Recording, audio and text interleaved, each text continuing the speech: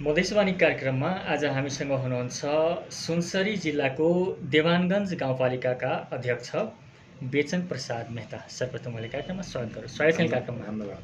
हजुर, जसरी स्थानीय सरकार तपाईहरु खास गरी अब एक प्रकारको जनताको सबभन्दा नजिकको सरकार हुनुहुन्छ। तपाई देवानगञ्जमा निर्वाचित भएदेखि गर्नुभएका उल्लेख्य कामहरू के छन् जुन जनताले अब स्थानीय सरकारको महसुस गर्न पायो अथवा तपाईको पहिलो कार्यकाल हो यो? हाम्रो देवानगञ्ज गाउँपालिकामा लगभग मलाई जितेर आएको 1 वर्षभन्दा 1 वर्ष बढी भइसक्यो। लगभग बढी भइसकेको छ। त्यसमा 1 वर्षमा मैले खास गरी मेरो शिक्षा, स्वास्थ्य, कृषि मा म आधारित रहेर काम गरेको छु र आगामी दिनमा पनि हाम्रो त्यही टार्गेट पनि हो कि हाम्रो स्वास्थ्य क्षेत्रमा हामीले अहिले जुन छ 10 बेडको हस्पिटल हामी बनाउँदैछौँ र यही वर्षको वैशाखसम्ममा मैले टार्गेट लिएको छु त्यो हस्पिटललाई उद्घाटन गरेर त्यो हस्पिटल सञ्चालन गर्ने हाम्रो उद्देश्य रहेको छ स्वास्थ्य र त्यसमा हाम्रो यदि हस्पिटल सञ्चालन भइदियो भने हजुरको के छ भने हामी MBBS डाक्टर राख्न पाउँछौँ। HA अब नमी मिलाएर लगभग 20-22 जना कर्मचारी हामी राखेर त्यो सञ्चालन गर्न गइराखेका छौँ आगामी दिनमा। र स्वास्थ्यमा हाम्रो एरिया धेरै पिछडिएको कारणले पनि स्वास्थ्यतिर हामीले ध्यान दिनुपर्ने वास्तवमा एकदम अति आवश्यक छ र हामीले सबै थोक अहिले जुन छ खास गरी स्वास्थ्यमा वर्तमान अवस्थामा हामीले जुन छ ब्लड टेस्ट गर्ने, सुगर टेस्ट गर्ने सबै हामी फ्री अहिले गरेका छौँ। र जब हस्पिटल सञ्चालन हुन्छ त्यसपछि हामीले सबै व्यवस्था मिलाउने छ आगामी दिनमा र हाम्रो सुनसरीको देवानगञ्ज गाउँपालिकाको जनतालाई आगामी दिनमा मलाई लाग्छ सिम्पली इलाजको लागि चाहिँ विराटनगर या कोशी प्रदेशको हेडक्वार्टर जानु पर्दैन। हजुर, अब जसरी तपाईँ चुनावमा जित्नुभयो, खास गरी तपाईँका चुनावी प्रतिबद्धताहरू के थिए? तपाईँले के गर्छु भनेर जनताले आश्वासन दिनुभयो र तपाईँ जित्नुभयो?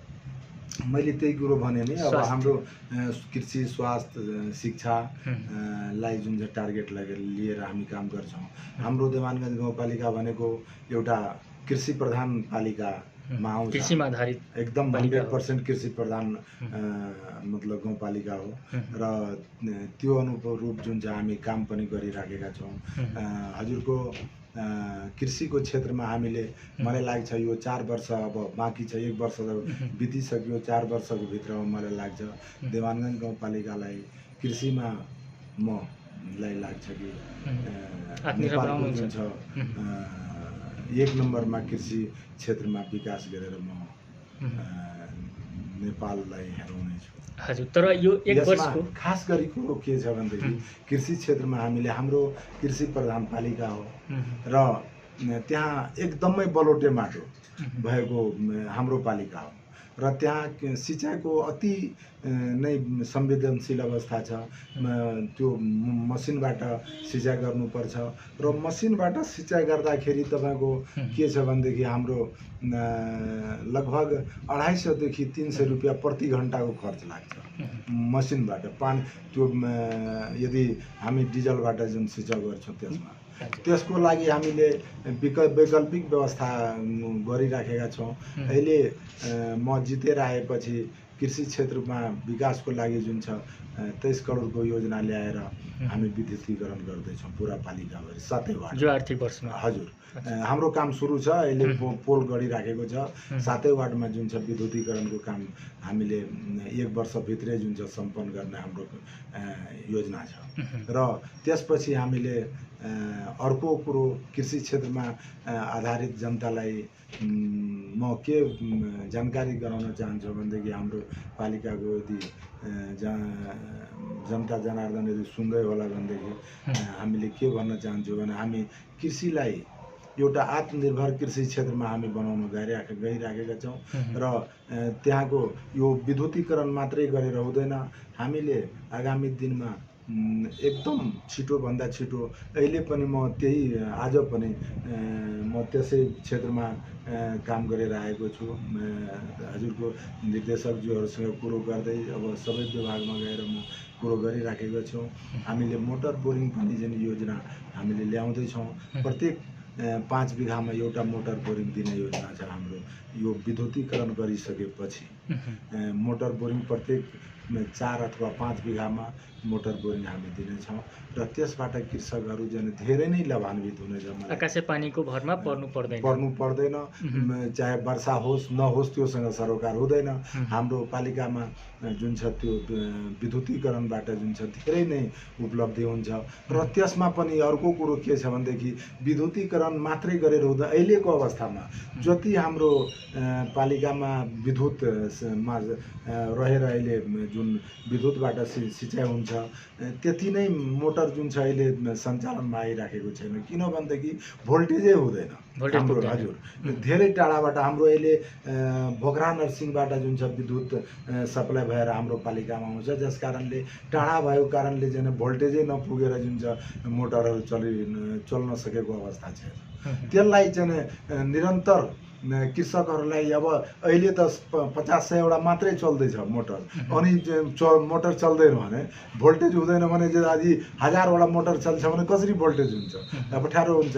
त्यसको लागि जुन छ हामीले एउटा देवानगञ्ज गाउँपालिकामा जुन छ यो विद्युतको जुन छ एउटा हेड क्वार्टर जस्तो पालिकामा बनाएर हामीले त्यहाँबाट जुन छ त्यो भोकराबाट हाम्रो सब स्टेसन जुन छ पालिकामा बन्छ। आगामी दिनमा जग्गा खरिद भइसकेको छ। हामीले प्रदेश प्रमुख हाम्रो केन्द्रको एमडी साहब, डीएमडी साहब सबैलाई मैले फलोअप गरिराखेका छौँ। विद्युत प्राधिकरणको कि छिटोभन्दा छिटो जुन छ हाम्रो पालिकामा जुन छ त्यो सब स्टेसन बनाइदिनुहोस्, किनभने आगामी दिनमा हाम्रो पालिकाभरि विद्युतीकरणको जुन छ पूर्ण रूपमा सदुपयोग होस्, त्यसको लागि जुन छ हाम्रो टार्गेट छ र उहाँहरूले पनि त्यसलाई फलो गरेर छिटोभन्दा छिटो जुन छ काम अगाडि बढाइराख्नु भएको छ। र अहिलेको लागि वर्तमान जबसम्म जुन छ हाम्रो सब स्टेसन बन्दैन देवानगञ्जमा तबसम्मको लागि हामीले अर्को विकल्प पनि खोजेका छौँ। प्रदेश प्रमुख र एमडी डीएमडी साहबलाई पनि मैले भनेको छु, यसपालि जुन छ हाम्रो यो के भन्छ सुनसरीकै बर्जु गाउँपालिकामा अहिले सब स्टेसन सञ्चालनमा आइराखेको छ। त्यहाँबाट अलिक नजिक पर्छ, हाम्रो 10-12 किलोमिटर पर्छ।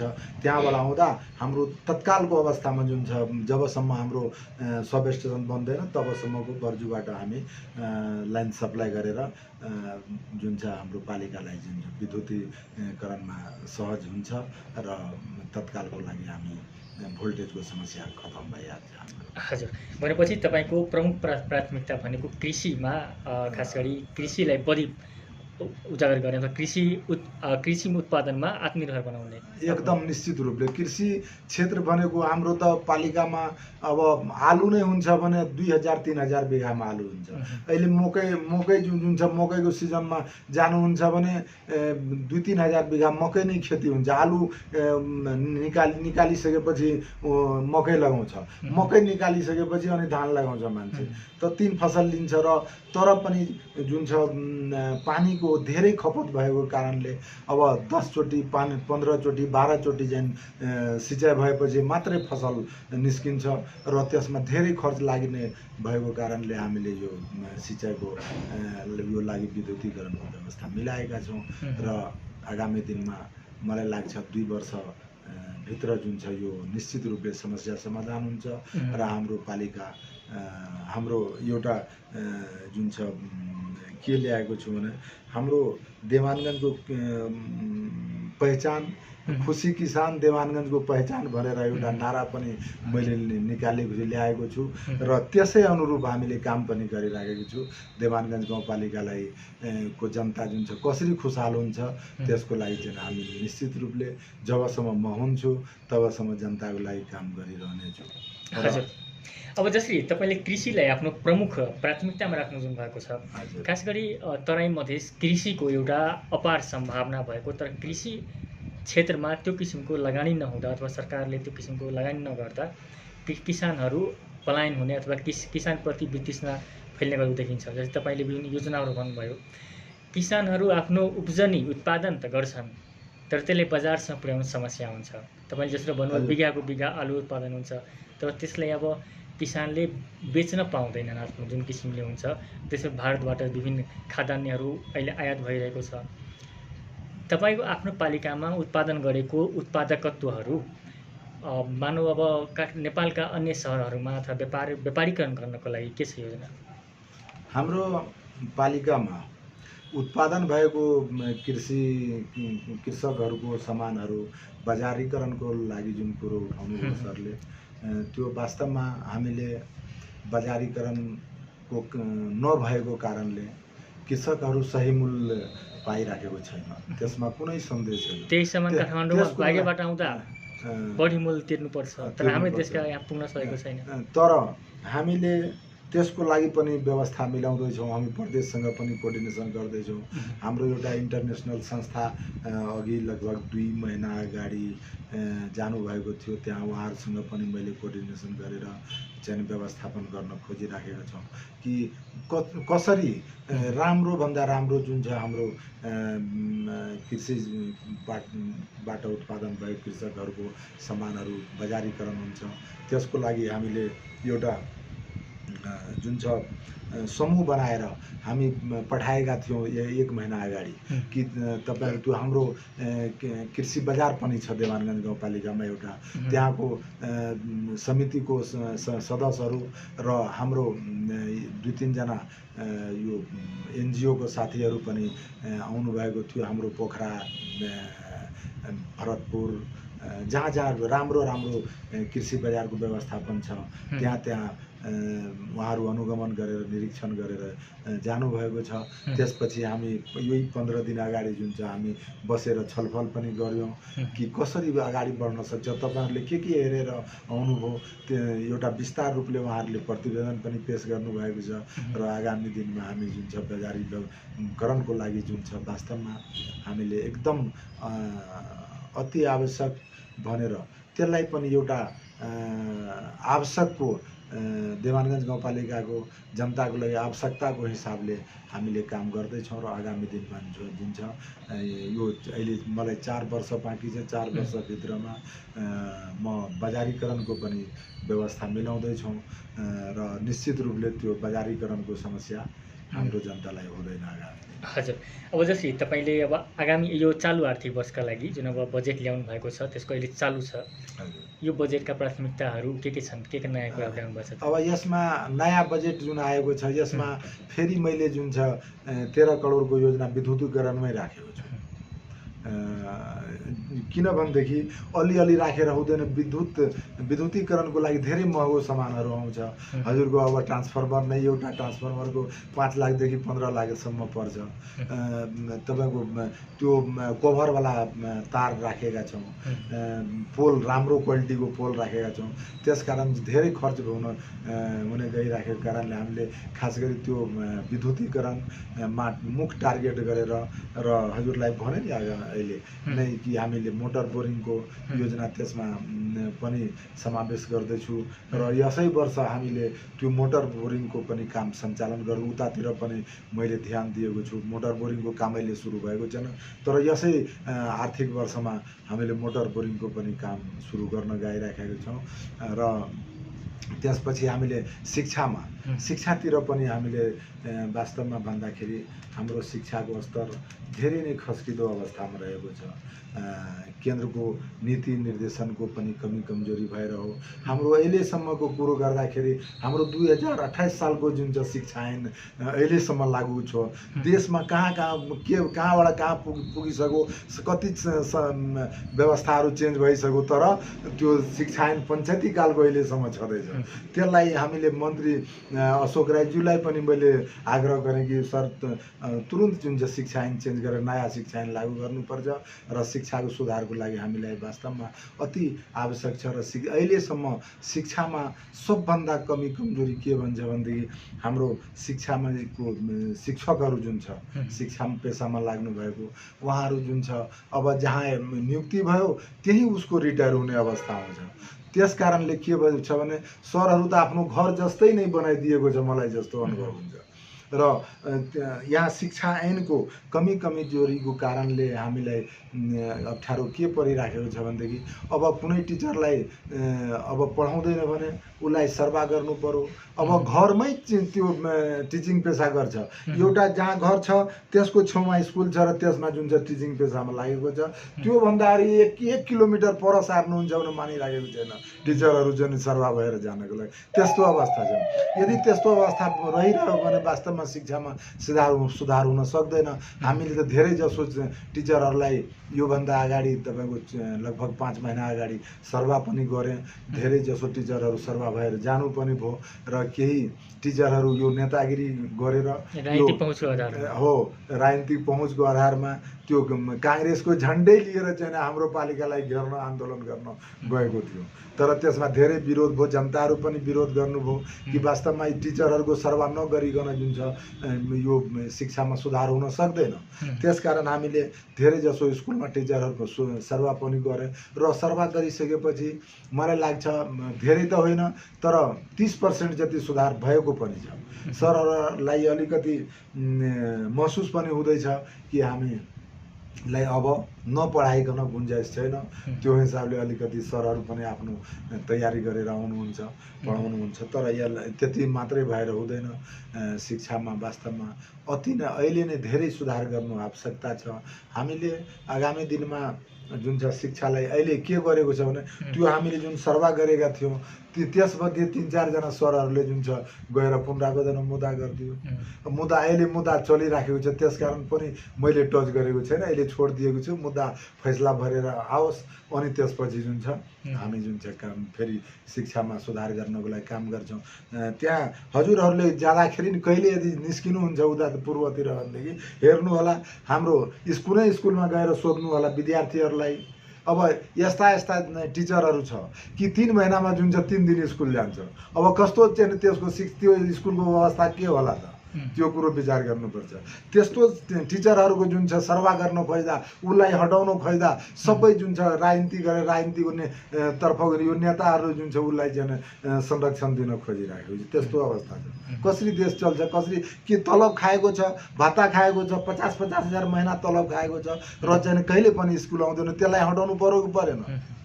त्यसकारण जुन छ त्यस्ता विकृतिहरूलाई हामी सुधार्न प्रयास गरिराखेको छौँ। चाहे हटाउनु परोस् या यदि उसले आफै सुधार्न सक्यो भनेदेखि ठिकै, किन हटाउनु पर्यो? सुध्रेर आफ्नो समयमा काम गर्नु पर्यो। नभए यदि काम गर्दैन भने हामी जसरी जे गर्नुपर्छ हटाउनुपर्छ, हटाउँछु। हजुर, अब जसरी खास गरी अब तपाईँको कार्यकालको करिब 1 वर्ष केही दिन भएको छ, 2-3 महिना बढी भएको छ। आफ्नो कार्यकालमा काम गरिरहँदा त्यहाँका जनता सन्तुष्ट छन् भन्ने अनुभूति गर्नुभएको छ? कतिको सन्तुष्ट छ?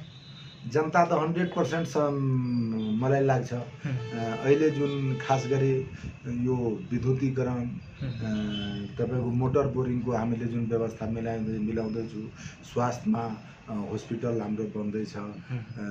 तपाईँको शिक्षामा पनि जब त्यो हजुरलाई भने शिक्षामा जब आन्दोलन भयो, म काठमाडौँमै थिएँ त्यति बेला। जुन दिन आन्दोलन गरेको थियो उनीहरू काङ्ग्रेसको झन्डा मुनि बसेर, त्यो दिन हामी जुन छ काठमाडौँमै थियो।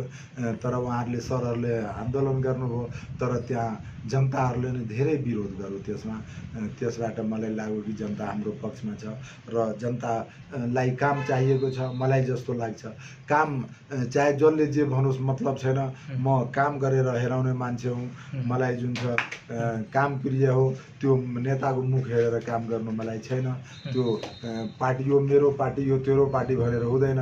योभन्दा अगाडिको हाम्रो स्थानीय सरकारले त्यही विद्युतीकरणमा 1 करोड रुपियाँ लगेको थियो। 1 करोड रुपियाँमा संसदीय कोषबाट सञ्चालन भएको 1 करोड रुपियाँबाट विद्युतीकरण गरिरहेको राख्दाखेरि तपाईँ गएर त्यहाँ जनतासँग सोध्नुहोस्, योभन्दा अगाडिको सरकारमा जुन विद्युतीकरण कतै कतै भयो, त्यो कसरी भयो त जनताहरूले तपाईँहरूलाई भन्नुहुन्छ यो हाम्रो काङ्ग्रेसको सरकार थियो र काङ्ग्रेसको नेताहरूको जहाँ जहाँ जग्गा छ त्यहाँ त्यहाँ मात्रै चाहिँ विद्युतीकरण भएको छ।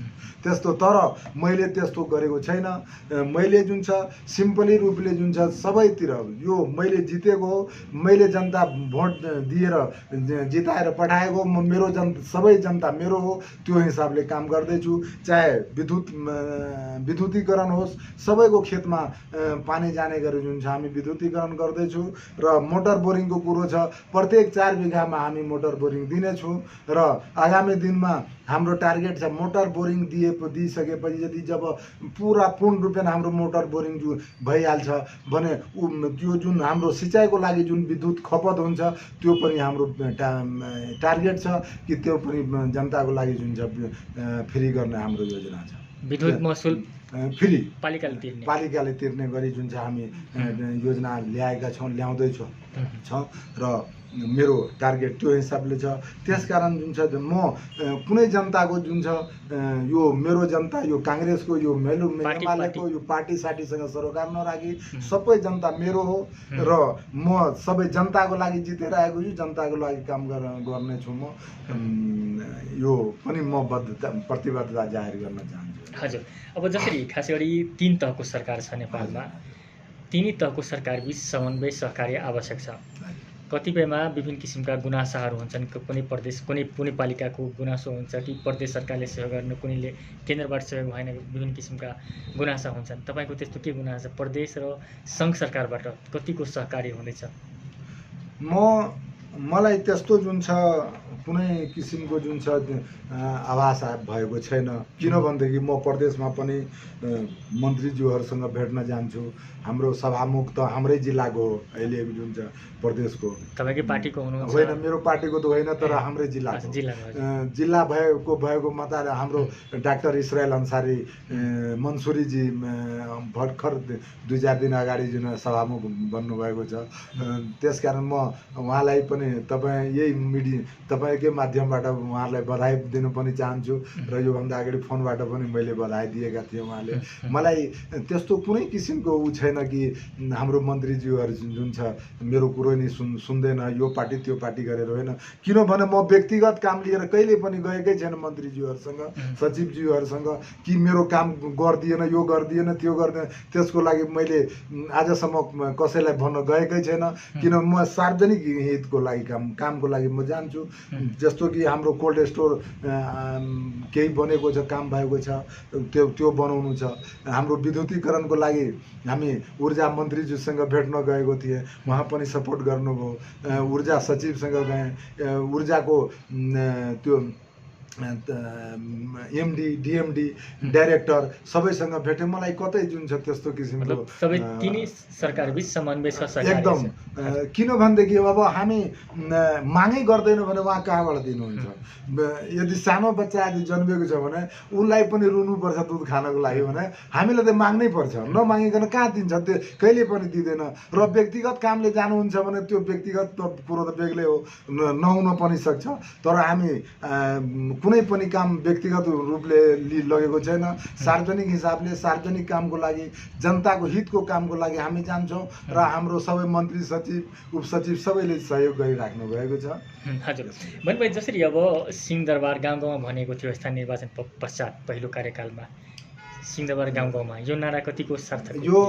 यसमा भन्दाखेरि मलाई लाग्छ यदि सम्पूर्ण यो 753 वटा पालिका छ हाम्रो नेपालमा, 753 पालिकाको प्रमुखहरू जुन छ वास्तवमा संवेदनशील भएर काम गर्नुहुन्छ भने त्यहाँको सबै हाम्रो नेपालको जनताहरू वास्तवमा जुन छ त्यसमा उहाँहरूलाई आभास हुन्छ कि हाम्रो पालिकामा नै सिंहदरबार आएको छ भने निश्चित रूपले आभास हुन्छ र त्यो दायित्व हो पालिका प्रमुखहरूको कि कसरी काम गर्छौँ हामी कि जनतालाई आभास हुन्छ यो वास्तवमा हाम्रो यो जनता जुन छ यो जुन छ अहिले संस्थागत गर्नको लागि धेरै कुरो बाँकी छ हाम्रो यो संहितालाई र संहितालाई जोगाउनको लागि संहितालाई जो प्रमोट गर्नको लागि हाम्रो वास्तवमा चाहिँ एकदम दायित्व नै छ र आगामी दिनमा पनि हाम्रो मलाई लाग्छ कि पालिकाका सम्पूर्ण पालिका प्रमुख मेयर साहबहरू जुन छ यदि राम्रोसँग काम गर्नुभयो भने निश्चित रूपले यो संहिता जुन छ सफलता प्राप्त गर्छ। हजुर, भनेपछि देवानगञ्ज गाउँपालिकाका जनताले सिंहदरबार गाउँमा भने अनुभूति गरिरहेका छन्। एकदम निश्चित रूपले त्यो त निश्चित रूपले हुन्छ। किनभनेदेखि मलाई लाग्छ कि म जस्तो कि अहिले काठमाडौँमा छु भने बेग्लै कुरो हो, तर म आफ्नो गाउँतिर हुँदाखेरि 10 बजेदेखि मेरो टाइम छ, 10 बजेदेखि 4 बजे 5 बजेसम्म म निश्चित रूपले बस्छु। बिहानै 10 बजेदेखि अब प्रशासनिक कामहरू हुन्छ त्यो हेर्छौँ। त्यसपछि 12-1 बजेदेखि 2 बजेदेखि अब जनता जसरी आउँछ त्यसलाई चाहिँ यो टाइम त्यो टाइम नदिकन जति बेला आउँछ त्यति बेला नै उहाँसँग भेट गरेर उहाँको समस्याहरू सुनेर कसरी सुल्झाउनु पर्छ, के गर्नुहुन्छ, हाम्रो मेयरबाट हुन्छ कि वडाध्यक्षको समस्या हो के तुरुन्त हामीले समाधान गर्छौँ र उहाँलाई चाहिँ उहाँको कामलाई हामी पुरा गर्छौँ।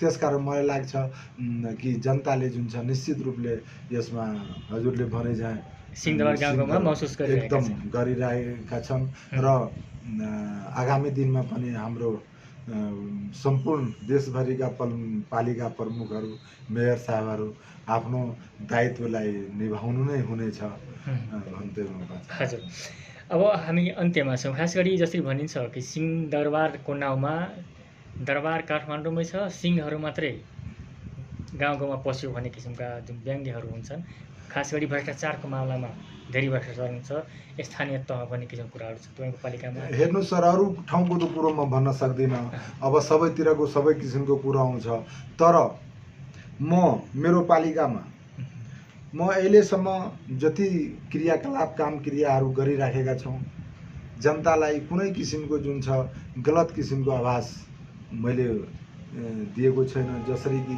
कुनै पनि नियुक्ति नै हुन्छ भने खुल्ला प्रतियोगिताद्वारा हामी नियुक्ति गर्छौँ, सूचना गर्छौँ, पुरा खुल्ला प्रतियोगिताद्वारा परीक्षा लिन्छौँ र खुल्लाद्वारा यदि मैले सिधा भन्छु तपाईँहरूलाई यदि कुनै विद्यार्थीलाई यदि लाग्छ कि यहाँ गलत भएको छ भने तपाईँ कपी चेक गर्न सक्नुहुन्छ, कुनै आपत्ति छैन, खुल्ला एकदम। त्यसकारण जुन छ सबै जुन छ तिर जुन छ हजुरले भन्नुभयो कि जनताले कसरी जुन छ त्यो घुसपेटको कुरो जुन भ्रष्टाचारको कुरो भन्दाखेरि भ्रष्टाचार मलाई लाग्छ